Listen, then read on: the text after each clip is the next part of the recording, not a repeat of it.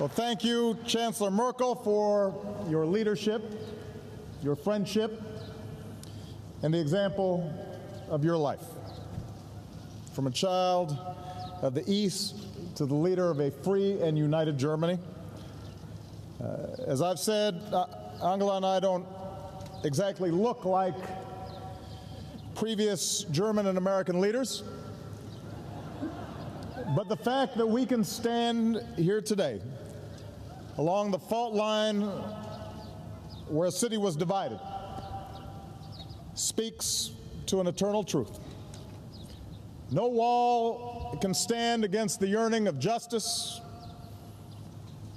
the yearnings for freedom, the yearnings for peace that burns in the human heart.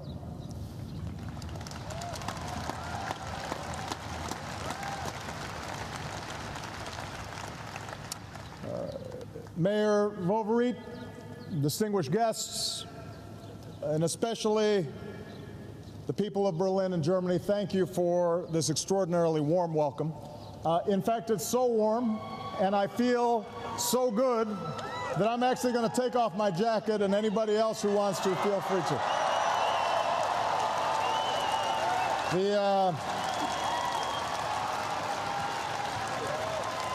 We can be a little more informal among friends.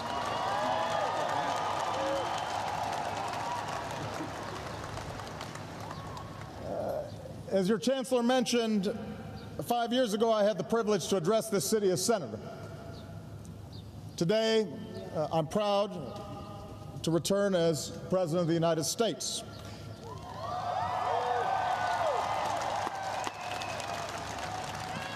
And I bring with me the enduring friendship of the American people, as well as my wife, Michelle, and Malia and Sasha.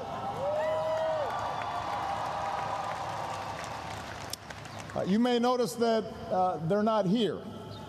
The last thing they want to do is to listen to another speech from me. So they're out experiencing the beauty and the history of Berlin. And this history speaks to us today. Here, for thousands of years, the people of this land have journeyed from tribe to principality to nation state through Reformation and Enlightenment, renowned as a land of poets and thinkers. Among them, Immanuel Kant, who taught us that freedom is the unoriginated birthright of man, and it belongs to him by force of his humanity. Here, for 2 centuries, this gate stood tall as the world around it convulsed through the rise and fall of empires, through revolutions and republics, art and music and science that reflected the height of human endeavor, but also war and carnage that exposed the depths of man's cruelty to man. It was here that Berliners carved out an island of democracy against the greatest of odds.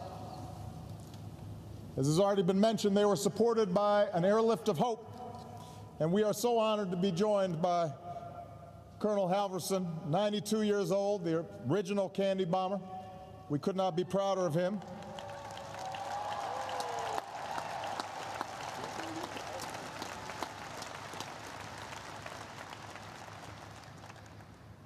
I hope I look that good, by the way, when I'm 92.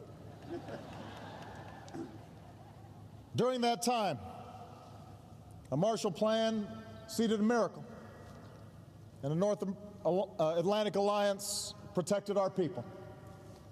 And those in the neighborhoods and nations to the east drew strength from the knowledge that freedom was possible here in Berlin,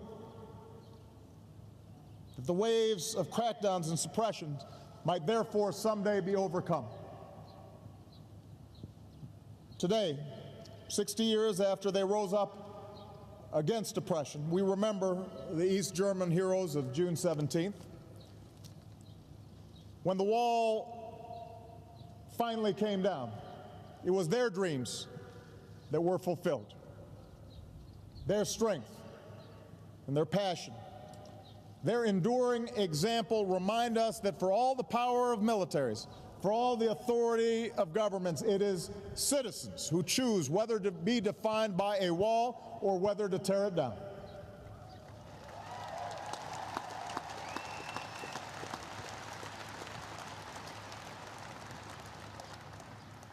And we're now surrounded by the symbols of a Germany reborn.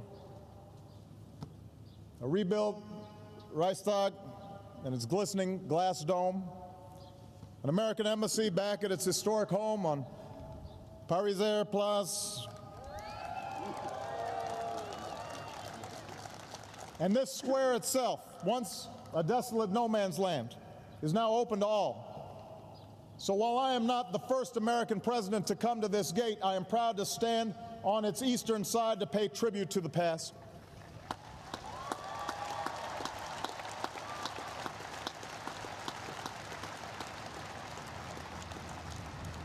For throughout all this history, the fate of this city came down to a simple question: will we live free or in chains?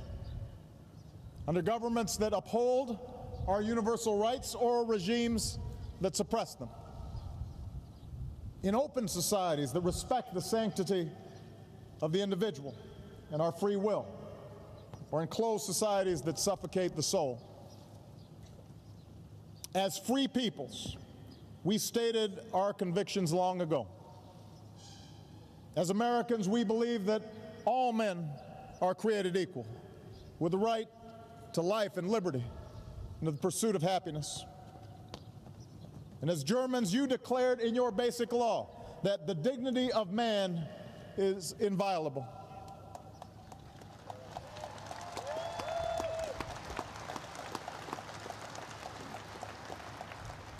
Around the world, nations have pledged themselves to a universal declaration of human rights, which recognizes the inherent dignity and rights of all members of our human family.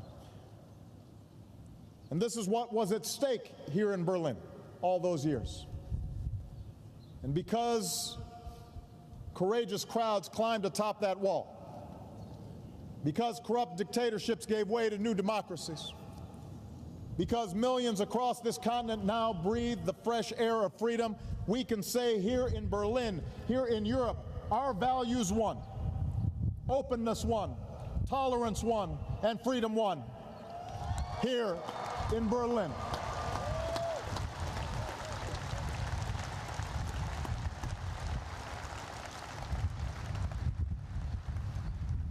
And yet, more than two decades after that triumph,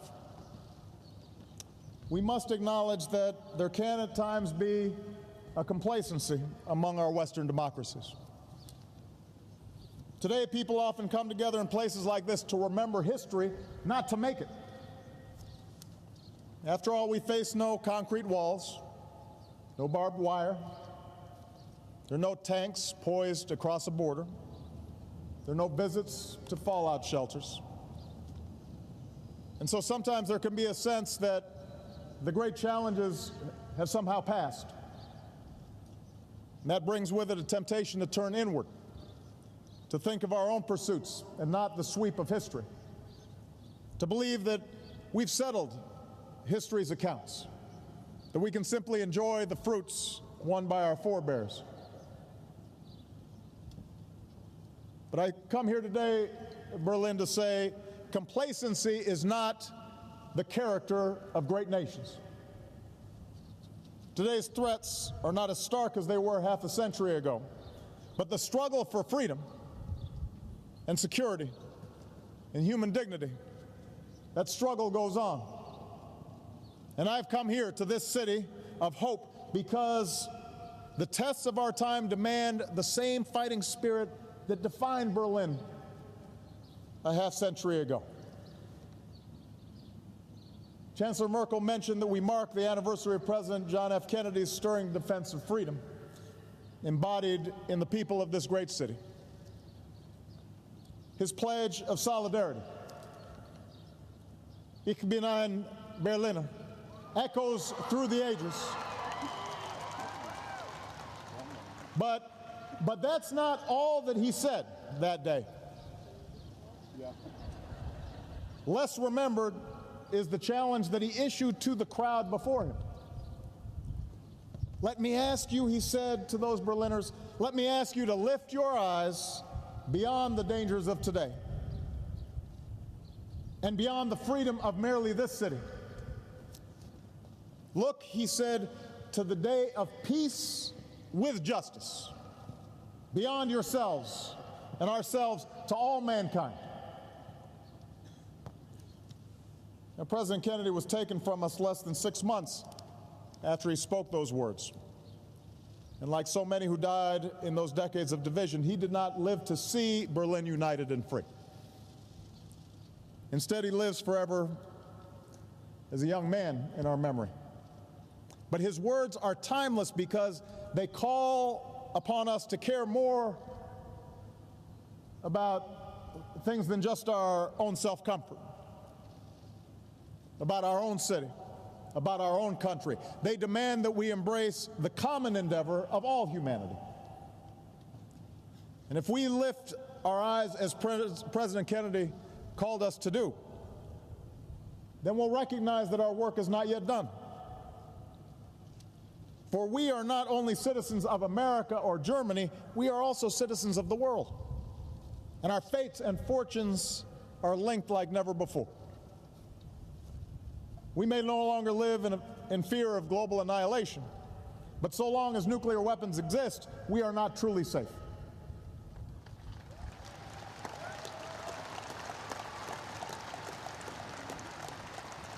We may strike blows against terrorist networks, but if we ignore the instability and intolerance that fuels extremism, our own freedom will eventually be endangered. We may enjoy a standard of living that is the envy of the world, but so long as hundreds of millions endure the agony of an empty stomach or the anguish of unemployment, we're not truly prosperous.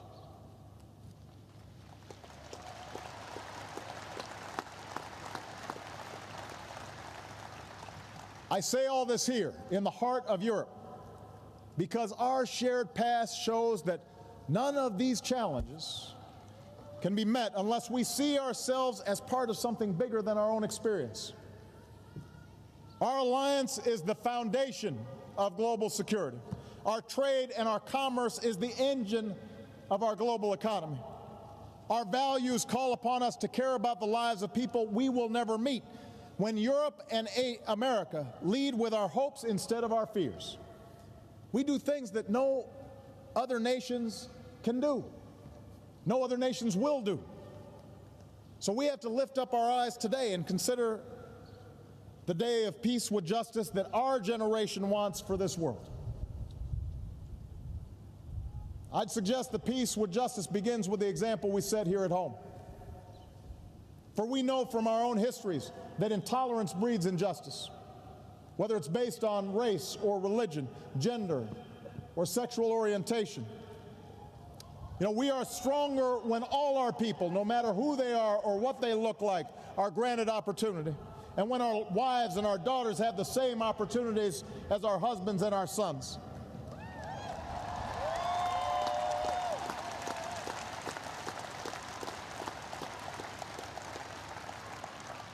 When we respect the faiths practiced in our churches and synagogues, our mosques and our temples, we're more secure.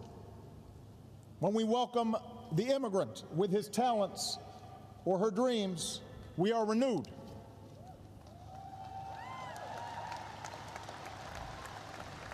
When we stand up for our gay and lesbian brothers and sisters and treat their love and their rights equally under the law, we defend our own liberty as well.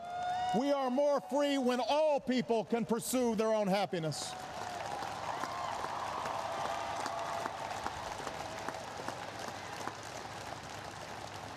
And as long as walls exist in our hearts to separate us from those who don't look like us or think like us or worship as we do, then we're going to have to work harder together to bring those walls of division down. Peace with justice means free enterprise that unleashes the talents and creativity that reside in each of us. You know, other models direct economic growth from the top down or relies solely on the resources extracted from the earth. But we believe that real prosperity comes from our most precious resource, our people. And that's why we choose to invest in education and science and research.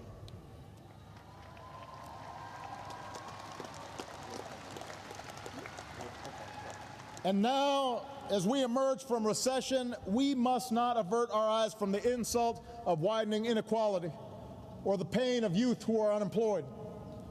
We have to build new ladders of opportunity in our own societies, that even as we pursue new trade and investment that fuels growth across the Atlantic. America will stand with Europe as you strengthen your union, and we want to work with you to make sure that every person can enjoy the dignity that comes from work, whether they live in Chicago or Cleveland or Belfast or Berlin, in Athens or Madrid. Everybody deserves opportunity. We have to have economies that are working for all people, not just those at the very top.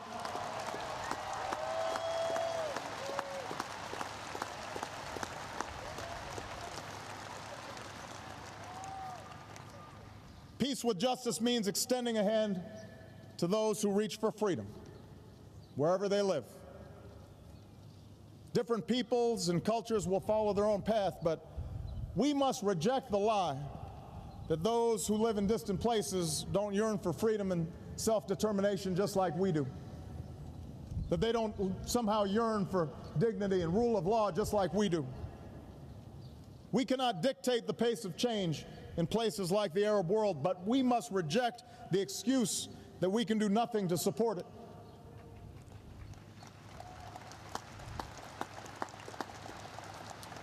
We cannot shrink from our role of advancing the values we believe in, whether it's supporting Afghans as they take responsibility for their future, or working for an Israeli-Palestinian peace, or engaging, as we've done in Burma, to help create space for brave people to emerge from decades of dictatorship. In this century, these are the citizens who long to join the free world. They are who you were.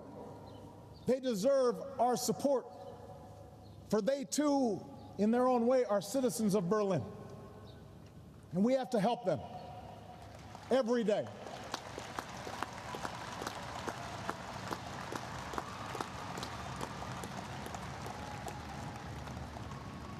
Peace with justice means pursuing the security of a world without nuclear weapons, no matter how distant that dream may be. And so, as President, I've strengthened our efforts to stop the spread of nuclear weapons and reduce the number and role of America's nuclear weapons.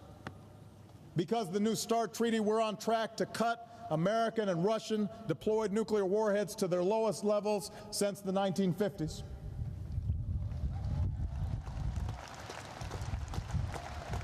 But we have more work to do. So today I'm announcing additional steps forward. After a comprehensive review, I've determined that we can ensure the security of America and our allies and maintain a strong and credible strategic deterrent while reducing our deployed strategic nuclear weapons by up to 1/3. And I intend to seek negotiated cuts with Russia to move beyond Cold War nuclear postures.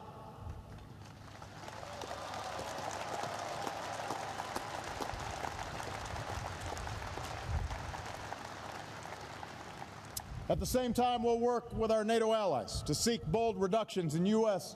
and Russian tactical weapons in Europe.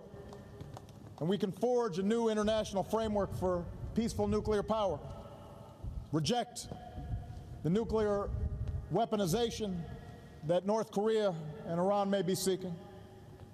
America will host a summit in 2016 to continue our efforts to secure nuclear materials around the world, and we will work to build support in the United States to ratify the Comprehensive Nuclear Test Ban Treaty and call on all nations to begin negotiations on a treaty that ends the production of fissile materials for nuclear weapons. These are steps we can take to create a world of peace with justice.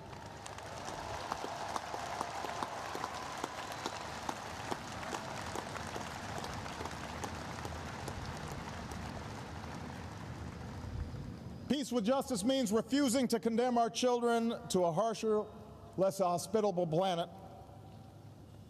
The effort to slow climate change requires bold action, and on this, Germany and Europe have led. In the United States, we have recently doubled our renewable energy from clean sources like wind and solar power. We're doubling fuel efficiency on our cars. Our dangerous carbon emissions have come down, but we know we have to do more, and we will do more.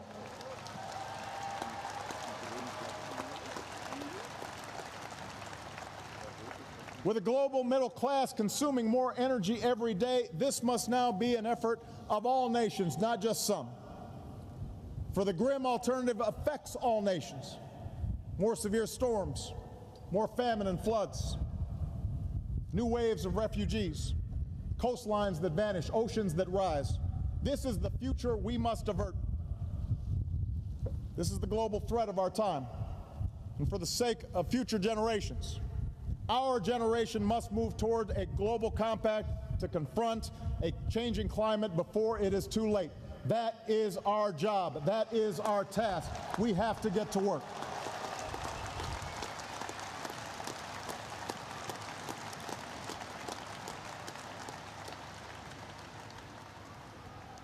Peace with justice means meeting our moral obligations.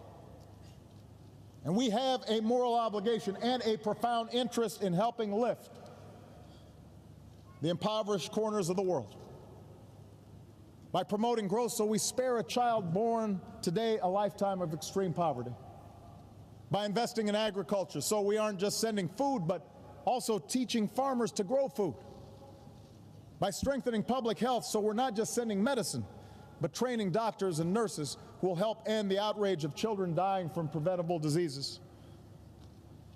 Making sure that we do everything we can to realize the promise, an achievable promise of the first AIDS-free generation. That is something that is possible if we feel a sufficient sense of urgency.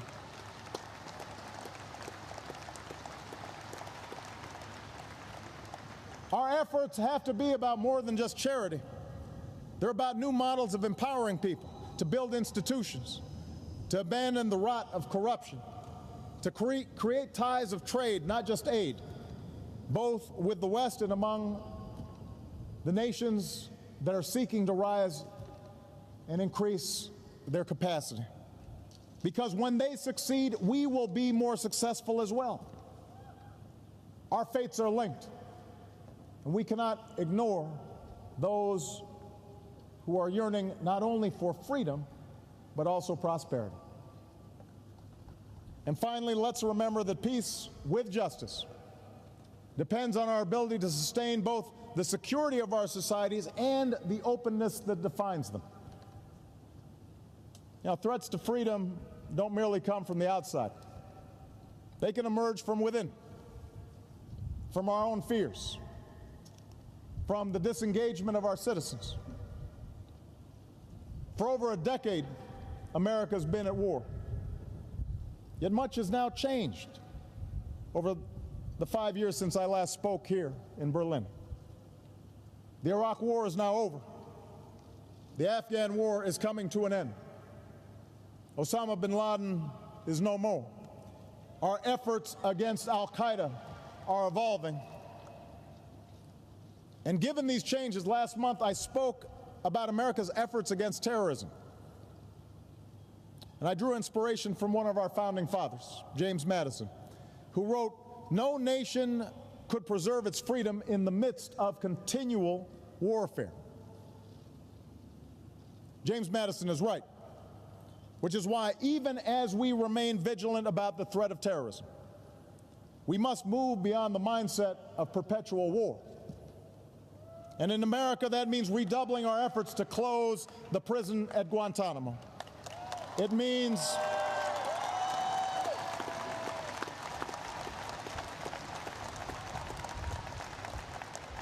tightly controlling our use of new technologies like drones. It means balancing the pursuit of security with the protection of privacy. And I'm confident that that balance can be struck. I'm confident of that, and I'm confident that working with Germany, we can keep each other safe while at the same time maintaining those essential values for which we fought for.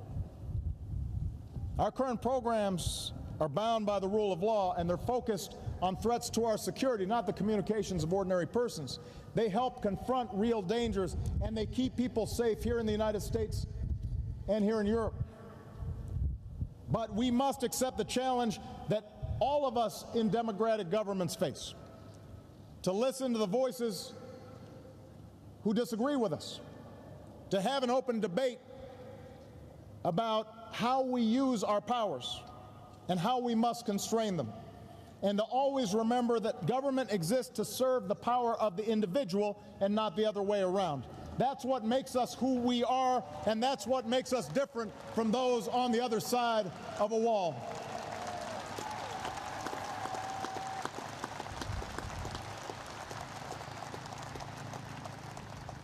That is how we'll stay true to our better history while reaching for the day of peace and justice that is to come. These are the beliefs that guide us, the values that inspire us, the principles that bind us together as free peoples who still believe the words of Dr. Martin Luther King Jr. that injustice anywhere is a threat to justice everywhere. And we should ask, should anyone ask if our generation has the courage to meet these tests? If anybody asks if President Kennedy's words ring true today, let them come to Berlin. For here they will find a people who emerged from the ruins of war to reap the blessings of peace. From the pain of division to the joy of reunification.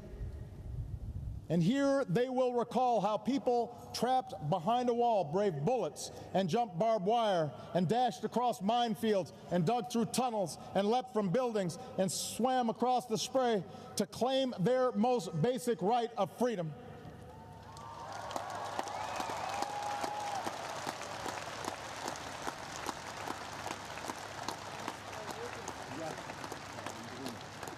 The wall belongs to history. But we have history to make as well. And the heroes that came before us now call to us to live up to those highest ideals, to care for the young people who can't find a job in our own countries and the girls who aren't allowed to go to school overseas, to be vigilant in safeguarding our own freedoms, but also to extend a hand to those who are reaching for freedom abroad. This is the lesson of the ages. This is the spirit of Berlin. And the greatest tribute that we can pay to those who came before us is by carrying on their work to pursue peace and justice, not only in our countries, but for all mankind.